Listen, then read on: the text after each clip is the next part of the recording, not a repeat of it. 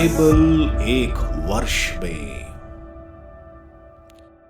नमस्कार, आप सबका बाइबल एक वर्ष में स्वागत है। आप सब ने जो कदम उठाया है प्रभु के वचन सुनने के लिए, यह हमारे जीवन के अंधेरों को दूर करेंगे और हमें प्रभु के प्रकाश में चलाएंगे। आज हम पहले कुरिन्थियों के नाम संत पौलुस के पत्र का अध्याय 13, दूसरे मकाबियों के ग्रंथ का अध्याय 9, मीका के ग्रंथ का अध्याय 5 और स्रोत ग्रंथ का 92वें स्रोत सुनेंगे। प्रभु का वचन सुनने से पहले आइए हम ईश्वर से प्रार्थना करें। हे प्रभु, हम आपका वचन सुनने वाले हैं।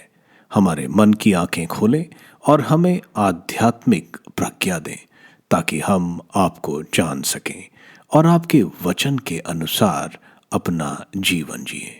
यह हम मांगते हैं आपसे प्रभु यीशु के नाम, आमीन।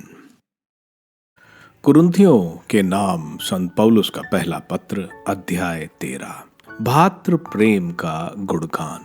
मैं भले ही मनुष्यों तथा स्वर्गदूतों की सब भाषाएं बोलूं, किंतु यदि मुझ में प्रेम का भाव है तो मैं खनखनाता घड़ियाल या झंझनाती झांझ मात्र हूं। मुझे भले ही भविष्यवाणी का वरदान मिला हो, मैं सभी रहस्यों जानता हूँ, मुझे समस्त ज्ञान प्राप्त हो गया हो, मेरा विश्वास इतना परिपूर्ण हो कि मैं पहाड़ों को हटा सकूं, किंतु यदि मुझ में प्रेम का भाव है तो मैं कुछ भी नहीं हूँ। मैं भले ही अपनी सारी संपत्ति दान कर दूं और अपना शरीर भस्म होने के लिए अर्पित करूं, किंतु यदि मुझ में प्रेम का भाव है तो इससे मुझे कुछ भी लाभ नहीं। प्रेम सहनशील और दयालु है। प्रेम ना तो ईर्ष्या करता है, ना डींग मारता, ना घमंड करता है। प्रेम अशोभनीय व्यवहार नहीं करता, वह अपना स्वार्थ नहीं खोजता। प्रेम ना तो झुझलाता है और ना बुराई का लेखा रखता है। वह दूसरों के पाप से नहीं बल्कि उनके सदाचरण से प्रसन्न होता है। वह सब कुछ झांक देता है, सब कुछ पर विश्वास करता है, सब कुछ की आशा करता है और सब कुछ सह लेता है। भविष्यवाणियां जाती रहेंगी, भाषाएं मौन हो जाएंगी और ज्ञान मिट जाएगा, किंतु प्रेम का कभी अंत नहीं होगा, क्योंकि हमारा ज्ञान तथा हमारी भविष्यवाणियां अपूर्ण है। और जब पूर्णता आ जाती है तो जो अपूर्ण है वह जाता रहेगा। मैं जब बच्चा था तो बच्चों की तरह बोलता, सोचता और समझता था, किंतु सयाना हो जाने पर मैंने बचकानी बातें छोड़ दी। अभी तो हमने आईने में धुंधला सा दिखाई देता है, परंतु तब हम आमने सामने देखेंगे। अभी तो मेरा ज्ञान अपूर्ण है, परंतु तब मैं उसी तरह पूर्ण रूप से जान जाऊंगा जिस तरह ईश्वर मुझे जान गया है। अभी तो विश्वास, भरोसा और प्रेम, ये तीन बने हुए हैं, किंतु उनमें प्रेम ही सबसे महान है। मकाबियों का दूसरा ग्रंथ अध्याय 9, एंटियोक एपिफेनेस का दुखद अंत। उसी समय एंटियोक को भी फारस के प्रांतों से बुरी तरह पराजित होकर हट जाना पड़ा। वह फारसी पुलिस नामक नगर में घुस आया था। वह मंदिर को लूटने और नगर पर अधिकार करने ही वाला था कि वहाँ की जनता ने अपनी रक्षा के लिए अस्त्र उठा लिए। एंटियोक के देशवासियों द्वारा भगा दिया गया और उसे अपमान पूर्वक हटना पड़ा। एक्वताना पहुँचने पर उसे संदेश मिला कि निकनोर, तिमोथेव और उसके आदमियों पर क्या बीती। उसने क्रोध के आवेश में शपथ खाई कि भगाए जाने से उसका अभी जो अपमान हुआ है वह इसका बदला यहूदियों से अवश्य लेगा। इसलिए उसने अपने सारथी को बिना रुके रथ चलाने का आदेश दिया, किंतु ईश्वर का दंड उसके साथ साथ चल रहा था। उनसे अपने अहंकार में यह कहा था, मैं वहां पहुंचकर यरूशलेम के यहूदियों का कब्रिस्तान बना दूंगा। किंतु प्रभु ने जो सब कुछ देखता है और जो इजराइल काल का ईश्वर है उसे असाध्य एवं अज्ञात रोग का शिकार बना दिया। जैसे ही उसने ये बातें कही, उसे अपनी अंतड़ियां में एक असाध्य पीड़ा का अनुभव हुआ और उसके शरीर में तेज दर्द होने लगा। यह उसका उचित दंड था, क्योंकि उसने क्रूर यंत्रणाओं से दूसरों की अंतड़ियां को उत्पीड़ित किया था। इसके बावजूद उसने अपना अहंकार नहीं छोड़ा। उसने यहूदियों पर क्रोध में आकर जल्दी करने को कहा, क्योंकि वह तेजी से चलते रथ से अचानक गिर पड़ा और इतनी जोर से जमीन पर पटक दिया गया कि उसके सभी अंग टूट गए। जो अभी अहंकार के आवेश में समुद्र की लहरों पर अधिकार करने और बड़े बड़े पर्वतों को तराजू पर तौलने की सोच रहा था, उसे अब भूमि पर से उठा कर पालकी पर बिठाया जा रहा था। ईश्वर के सामर्थ्य का सुस्पष्ट प्रमाण था। उस विधर्मी की हालत इतनी खराब हुई कि उसकी आंतों से कीड़े निकल आए। उसको जिंदा रहते ही उसका मांस गल गल कर गिरने लगा और उसे घोर पीड़ा सहनी पड़ी। उसके शरीर की दुर्गंध से उनकी सारी सेना परेशान थी। जो व्यक्ति अभी अभी आकाश के तारों की ओर हाथ बढ़ाने की सोच रहा था, उसकी असहनीय दुर्गंध के कारण कोई उसके साथ नहीं रह सकता था। जब उसका शरीर टूट गया था और वह ईश्वर से दंडित होकर निरंतर पीड़ा झेल रहा था, तो उसका घमंड कम हो गया और उसमें सद्बुद्धि आ गई। जब वह अपने शरीर की दुर्गंध सहने से असमर्थ हो गया, तो उसने कहा, मरणशील मनुष्य को ईश्वर की अधीनता स्वीकार कर घमंड नहीं करना चाहिए। प्रभु ने उस दुष्ट की प्रार्थना स्वीकार करना और उस पर दया करना उचित नहीं समझा। उसने अपनी प्रार्थना में यह प्रतिज्ञा की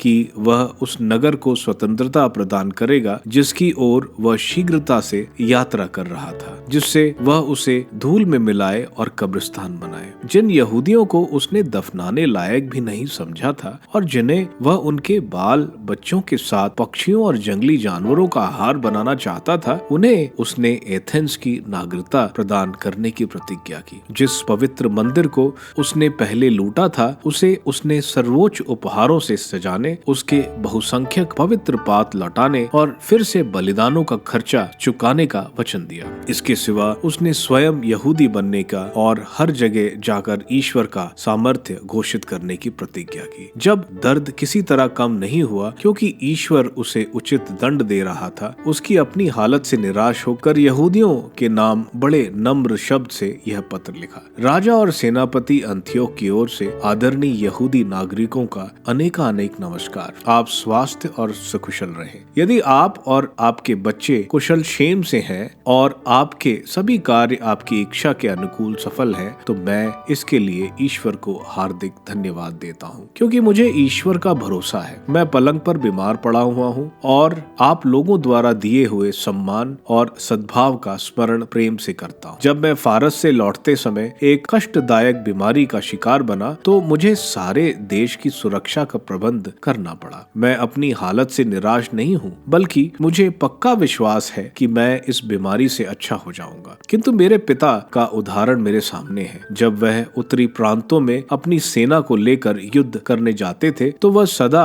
अपना उत्तराधिकारी नियुक्त करते थे। इस तरह अप्रत्याशित घटना या अशुभ समाचार के कारण किसी को चिंता नहीं रहती थी, क्योंकि सब जानते थे कि शासन किसके हाथ में होगा। मैं यह भी जानता हूँ कि हमारे निकटवर्ती शासक और हमारे राज्य के पड़ोसी अवसर की ताक में हैं। इसलिए मैंने अपने पुत्र एंटियोक को राजा नियुक्त कर दिया है। जब पहले कभी कभी मैं उत्तरी प्रदेशों की यात्रा करता था, तो मैंने उसे आपके अधिकांश लोगों के सामने प्रस्तुत किया था और उसकी सिफारिश की थी। मैंने उसके नाम एक पत्र भी लिखा था, जिसे मैं भेज रहा हूँ। मैं आप लोगों से निवेदन करता हूँ और यह चाहता हूँ कि आप उन उपकारों का स्मरण रखें जो जनता और प्रत्येक व्यक्ति के साथ किए गए हैं, और आप मेरे और मेरे पुत्र के प्रति सद्भाव बनाए रखें। मुझे विश्वास है कि वह मेरी इच्छा के अनुसार आप लोगों के साथ विनम्र और सहृदय व्यवहार करेगा। जिस तरह उस हत्यारे और ईश निंदा ने दूसरों को उत्पीड़ित किया था, उसी तरह वह असहाय पीड़ा झेलने के बाद प्रदेश के पर्वतों के बीच चल बसा। फिलिप, जिसके साथ उसका पालन पोषण हुआ था, उसका शव साथ ले गया, किंतु फिलिप ने उसके पुत्र अंतियोक से भयभीत होकर पैतमुलस फिलोमितोर के यहाँ मिस्र में शरण ली। मीका का ग्रंथ अध्याय 5। बेदलेहम एफ्राता, तू यूदा के वंशों में छोटा है, जो इज़राइल का शासन करेगा वह मेरे लिए तुक्ष में उत्पन्न होगा। उसकी उत्पत्ति सुदूर अतीत में अत्यंत प्राचीन काल में हुई है, इसलिए प्रभु उन्हें तब तक त्याग देगा जब तक उसकी माता प्रसव न करे। तब उसके बचे हुए भाई इज़राइल के लोगों से मिल जाएंगे। वह उठ खड़ा हो जाएगा, वह प्रभु के सामर्थ्य से तथा अपने ईश्वर के नाम के प्रताप से अपना झुंड चराएगा। वे सुरक्षा में जीवन बिताएंगे, क्योंकि वह देश के सीमांतों तक अपना शासन फैलाएगा और शांति बनाए रखेगा। जब असूरी लोग हमारे देश पर आक्रमण करेंगे और हमारी भूमि में घुसपैठ करेंगे, तब हम उनके विरुद्ध 7 चरवाहों और 8 शासकों को नियुक्त करेंगे। वे तलवार से असूर को और निब्रोध को हाथ में तलवार लिए हाँक देंगे। अतः जब असूर वाले हमारे देश पर आक्रमण करेंगे और हमारी सीमाओं को पार कर हमारी भूमि में घुसेंगे, तब वे ही हमारा उद्धार करेंगे। जीवित बच गए याकूब वंशी राष्ट्रों के बीच वैसे ही विद्यमान होंगे जैसे प्रभु ईश्वर से उतरे हुए ओस कण अथवा घास को सींचती वर्षा, जिनको ना मनुष्यों की आज्ञा आवश्यक है, ना मनुष्यों से पुरस्कार की अपेक्षा रहती है। जीवित बच गए याकूब वंशी राष्ट्रों के बीच वैसे ही विद्यमान होंगे जैसे जंगली जानवरों के बीच सिंह या रेवड़ में शिकार खेलते सिंह का शासक, जो मन माने ढंग से भेड़ों को कुशलता और चीर फाड़ डालता है। उसे किसी से डर नहीं। तू अपने विरोधियों पर हाथ उठाओ और तेरे सब शत्रु परास्त हो जाए। प्रभु ये कहता है, उस दिन मैं तेरे सब घोड़ों को नष्ट करूंगा, तेरे रथों को चूर चूर करूंगा। मैं तेरे देश के सब नगरों को ध्वस्त कर दूंगा और तेरे सारे गढ़ों को ढा दूंगा। मैं तुझसे किया जा रहा जादू टोना समाप्त कर दूंगा और शकुन विचारना बंद कर दूंगा। मैं तेरी देव मूर्तियां ध्वस्त कर दूंगा और तेरा पूजा स्थान भी, और तू अपने हाथ की बनाई वस्तुओं की पूजा नहीं कर सकेगा। मैं तेरे यहाँ की अशोष देवी की मूर्तियां उखाड़ दूंगा और तेरे नगरों का विनाश करूंगा। जो राष्ट्रों में विधान का पालन नहीं करते, मैं उनसे भयंकर क्रोध से बदला लूंगा। स्रोत्र ग्रंथ स्रोत्र 52 पापी का पतन। संगीत निर्देशक के लिए एक मस्कीन दाऊद का। यह उस समय का है जब एदोमी दोएग ने साउल के पास आकर उसे खबर दी कि दाऊद अबीमेलेक के घर में घुसा है। विधर्मी अत्याचारी, तुम अपनी दुष्टता की दींग क्यों मारते हो? तुम दिन भर षड्यंत्र रचते हो। कपटी, तुम्हारी जीभ तेज उस्तरे जैसी है। तुमको भलाई की अपेक्षा बुराई और सत्य की अपेक्षा झूठ अधिक प्रिय है। कपटी जिव्या, हर विनाशकारी बात तुमको प्रिय है, इसलिए ईश्वर सदा के लिए तुम्हारा विनाश करेगा। वह तुमको तुम्हारे तंबू के भीतर से छीन लेगा। वह जीवन लोक में तुम्हारा अनुमूलन करेगा। धर्मी देखेंगे और दंग रह जाएंगे। वे यह कहते हुए इसका उपहास करेंगे, इस मनुष्य को देखो, इसने ईश्वर को अपना आश्रय नहीं बनाया था। इसे अपनी अपार संपत्ति का भरोसा था और यह अपने कुकर्मों की डींग मारता था। किंतु मैं जैतून के हरे भरे पेड़ की तरह ईश्वर के घर में लगा हुआ हूँ। मैं प्रभु की सत्य प्रतिज्ञता का सदा सर्वदा भरोसा करता हूँ। यह कार्य तेरा ही है, इसलिए मैं सदा तेरी स्तुति करूँगा और तेरे भक्तों की मंडली में तेरे नाम की भलाई का बखान करूँगा।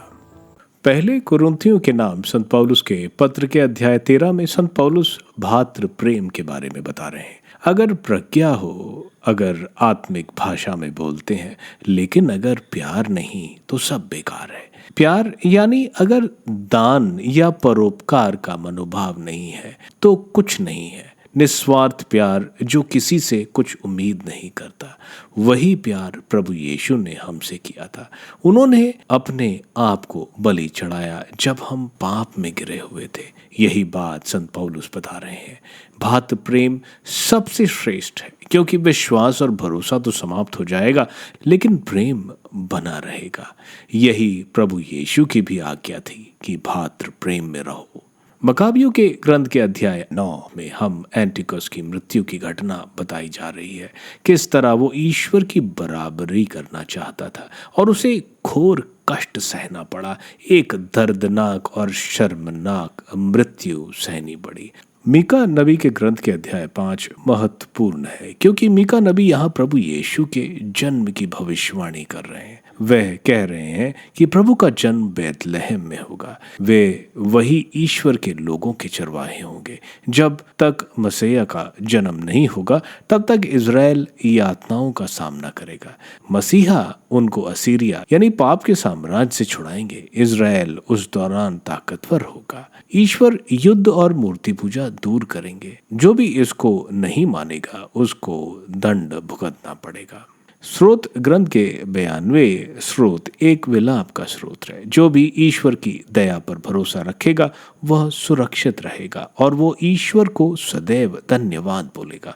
जो अपने धन पर भरोसा करते हैं वह अहंकार में ईश्वर के लोगों का शोषण करते हैं, लेकिन वे ईश्वर की सजा से नहीं बच सकते। आप सबको धन्यवाद ईश्वर के वचन सुनने के लिए।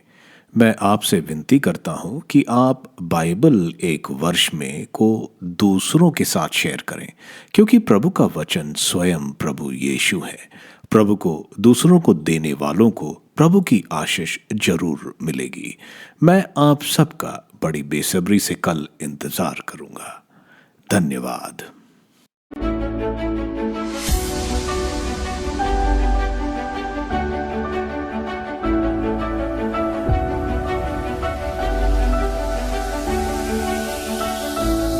बाइबल एक वर्ष में